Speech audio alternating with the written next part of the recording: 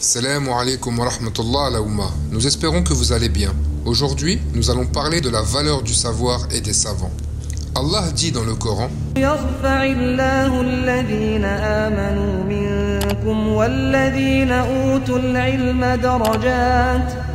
Il dit aussi à son messager: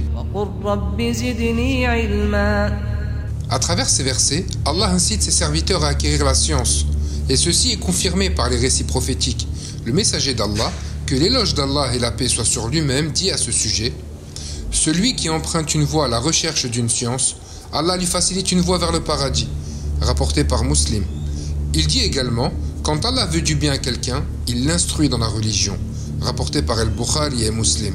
Il est essentiel et primordial que le musulman apprenne sa religion, connaisse les obligations ainsi que les interdits qu'Allah a légiférés. Malheureusement de nos jours, non seulement l'ignorance gagne du terrain, mais nous remarquons aussi un manque de respect vis-à-vis de nos savants.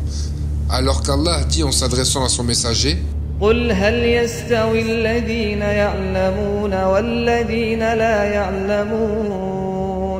Et le messager d'Allah, que l'éloge d'Allah et la paix soient sur lui, dit: Les savants sont les héritiers des prophètes. Ces derniers n'ont laissé en héritage ni dinar ni dirham, mais ont légué la science. Celui qui l'acquiert saisit une grande part de l'héritage des prophètes. Rapporté par Abu Daoud et At-Tirmidhi. Notre religion nous incombe d'avoir de l'estime à nos savants.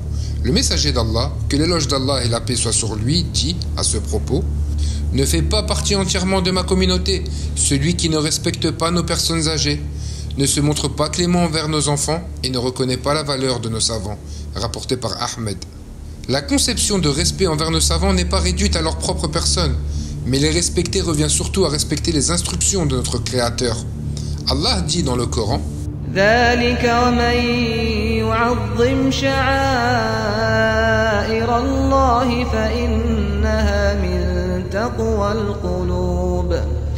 En effet, estimer nos théologiens, c'est honorer la science qu'ils portent, c'est glorifier le savoir par lequel Allah a élevé leur rang. Alors pourquoi les dénigrer? Pourquoi les diffamer? Pourquoi les discréditer? Le prophète, que l'éloge d'Allah et la paix soient sur lui, rapporte qu'Allah a dit: Celui qui sera hostile à un de mes alliés, je lui déclarerai la guerre. Rapporté par Al-Bukhari. Abu Hanifa et Al-Shafi'i disaient: Si les théologiens ne sont pas les alliés d'Allah, alors Allah n'a pas d'alliés sur terre. Justement, parmi les érudits qui se distinguèrent dans la civilisation musulmane, les 7 jurisconsultes de Médine, qui firent partie de la génération qui a succédé aux compagnons du prophète, que l'éloge d'Allah et la paix soient sur lui. Attention, cela ne veut pas dire qu'à cette époque, il n'y avait que 7 savants. Non, mais on mentionne ces 7 savants car c'est essentiellement vers eux que les gens revenaient pour les interroger sur les questions juridiques. Alors qui sont-ils? Saïd ibn al-Musayyib, Arwa ibn al-Zubayr, Al-Qasim ibn Muhammad, Kharija ibn Zayd, Sulayman ibn Yassar, Ubaydallah ibn Abdullah.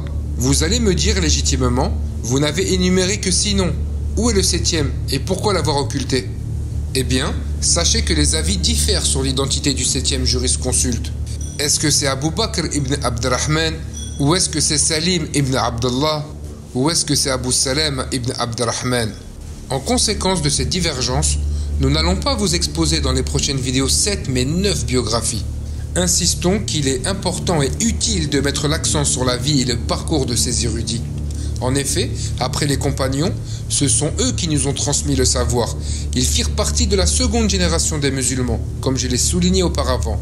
Or, le messager d'Allah, que l'éloge d'Allah et la paix soient sur lui, dit à ce sujet: Les meilleurs parmi vous sont ceux de ma génération, puis la génération suivante, puis la génération suivante.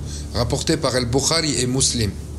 Ayez également à l'esprit que l'imam Malik se référait à ses savants, pas directement parce qu'il les connaîtra jamais, mais par le biais de ses professeurs, tels que Muhammad ibn Shihab al-Zuhri et Yahya ibn Sa'id al-Ansari.